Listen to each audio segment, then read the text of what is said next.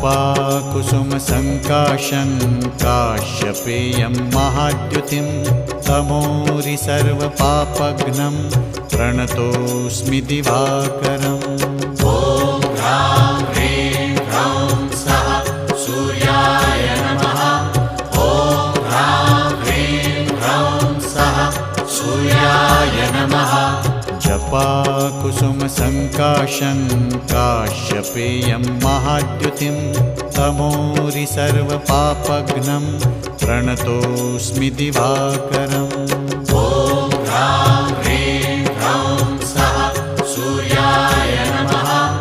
ॐ ह्रां ह्रीं ह्रौं सः सूर्याय नमः।